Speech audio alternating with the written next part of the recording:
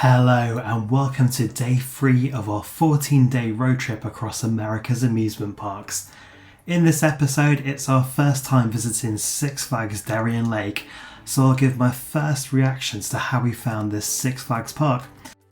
There's a decommissioned Superman flying us at 73 miles per hour over the never-ending straight sections of track.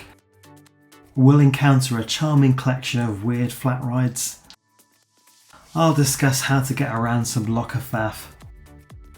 And of course we'll be joyriding on unicorns, as you do. All this and more coming up on day 3, part 1 of the USA Coastal Road Trip.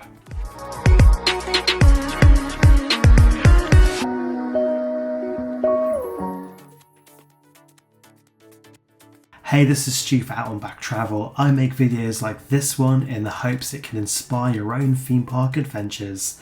If you enjoy the video or you find it helpful in some way, please help me out by smashing that like button, thank you. You join us on day 3 of the 2-week road trip where we're visiting an amusement park each day. This will be part 1 and the next video will be part 2 as we actually got to 2 amusement parks on this day. So slight spoilers.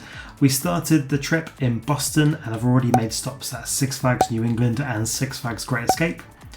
So we then took the 4-hour drive north to Buffalo. If you are thinking of planning your own trip, do make time to visit Niagara Falls, especially if it's your first time to the region. So this morning we checked out of the Creds Inn and Express and took the half-an-hour drive to Darien Lake. The park was open from 11 AM till 7 PM, so another nice lie-in. Taking a look at the coaster bingo, Darien Lake has 8 credits. However, in 2024, Hoot and Holler is a forbidden kiddie cred. And thankfully for our spines, Mind Eraser is standing but not operating this season as it's closed for a future refurbishment. So that leaves us 6 creds to get on the coaster bingo card. Can we get them all? Let's find out. So we arrived at the park just before opening time and they actually allowed us to proceed through the security checks and through the ticket scan and held us at the end of their little Main Street area. The shops were open for browsing and there was a place open to get drinks and refill the season pass drink cup, which was much appreciated. After rope drop, we headed for Tantrum, a Gerstau Eurofighter coaster. We went for this one first as it only has those small cars that seat 8 people in 2 rows of 4. We anticipated this would be a slower line to move up than the others. Tantrum then is the style of roller coaster that has its terrifying vertical lift and a beyond vertical drop. The lap bar trains made this extra exciting, especially as you felt more free from the waist up. It's a short but sweet ride with a very smooth layout, lots of fun. Next up we did Viper, so we're on 2 for 6 on the coaster bingo already.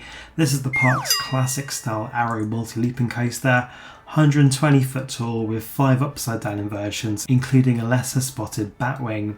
Viper was okay. Maybe you only need to wear a neck brace for a week after, so that's, an almost acceptable level of jank. Nothing too bad. We couldn't pass up on the chance to experience Moose on the Loose, one of these rocking pony track rides with a soundtrack, and really the name is selling it here, but it's a really fun experience. We also got to ride the Corn Popper, a classic Huss flat ride. I love it when a ride adds that kinetic energy to the park, and it was a fun thing to do. Something a little different, the park offered mobility scooter rentals that were dressed in animal costumes, so of course we had to take them for a spin. Thankfully security approved of Julie's driving there. You can actually take them all around the park and it's not a bad idea, it's a fairly sizable park and it's a fun way to get around, so a nice little fun take on something that helps the people with assistance of getting around. Next up we did the Unusual Enterprise. This is a geeky deep cut as these types of rides are usually made by the manufacturer Huss and maybe Schwarzkopf, but it's my first time experiencing one from the company Heinz Farts, although I thought that was a byproduct of their baked beans. Let's have a bit of locker faff then. All the rides at Darien Lake have spaces to leave your bags on the platform, apart from Ride of Steel where you can't take any loose articles into the queue line and there's an entrance host guarding the entrance forbidding any bags going past there. So you have to rent a locker for $2 a time, or leave your bags in this unattended shelf thing out in the main pathway, which seems to be a popular choice with the park guests. However, we didn't fancy leaving our valuables unattended, so we did go for the upcharge. A bit like a SeaWorld coaster, you have to kind of pay to go on the big ride. But this brings us 3 for 6 on the coaster bingo, so halfway there. Ride of Steel is a classic 2000s vintage hypercoaster. You don't get roller coasters designed in this way anymore, so it's always a treat to ride one. Apologies for the dog shit point of view, but I'm using the park's official one. I don't endorse any rule breaking. I also never get why sometimes people mount the camera at the track levels. It's just a bit odd because you do ride the ride higher up. So not only is the footage shaky and a bit shit, it's also at a silly angle, but there we go, we have to work with this. The 205-foot first drop is so much fun, and reaching that top speed of 73 miles an hour on that little turn is fantastic. I love this ride's low to the ground turns and then the giant hills that spring up from nowhere. It's so funny, it's like, are we going to get up that? It's like, yeah, no problems, up and over it. The big swirly carousel helixes and travelling along the straight sections of track along the water is such a great experience for the sensation of speed, something you don't get on many roller coasters, which only reach the top speeds for fleeting moments. This one has long drawn out sections where you're travelling along those straight bits. Fantastic. The airtime is of course incredible as well, especially over the last couple of hills into the breaks. A fantastic ride, making a trip to the park completely worth it. Coaster 4 on the bingo card is Predator, a 1990 wooden coaster by the Ding Corporation that has some Titan retracking.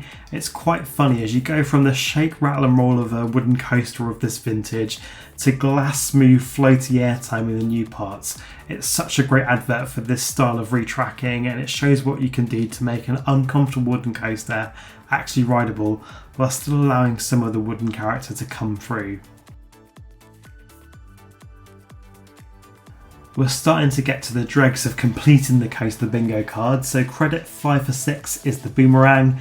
Just awful, a real head boxer. I can't believe the park did some retracking work on this over the last winter season, as it's just awful still. And the final credit today available is the Moto Coaster, so that makes it 6 for 6 and a full house on the bingo card.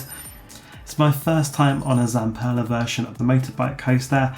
It was okay, nothing exciting. The Vekoma version is much better. It was really annoying that the park isn't a loop and you couldn't walk from the Boomerang to the motor coaster, which are next door neighbours. You had to do a complete loop of the lake to get to them. Really annoying. Darien Lake is a great park though. Even on a grey, slightly drizzly day, the charm shone through. The coasters only having one train is something I hope the park will address in the future, as that does make some of the wait slightly tedious, but it doesn't take away from the awesome vibes.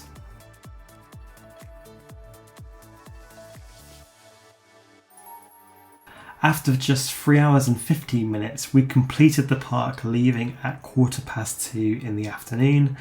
We'd take the 2-hour drive along Lake Erie to our next stop of the day, Waldameer Park, home to the famous Ravine Flyer 2 roller coaster that crosses the road on a bridge above the traffic below. So coming up next time, we'll give our thoughts on this family-owned Pennsylvania amusement park. And after that, we'll make our way to what should be the first nice hotel of the trip, checking into the Cedar Point Express Hotel. What could go wrong, eh? Maybe the hotel not having our rooms available? Uh-oh. As always, if you have any road trip planning questions, please leave them in the comments below. And until next time, stay safe on the way out and back.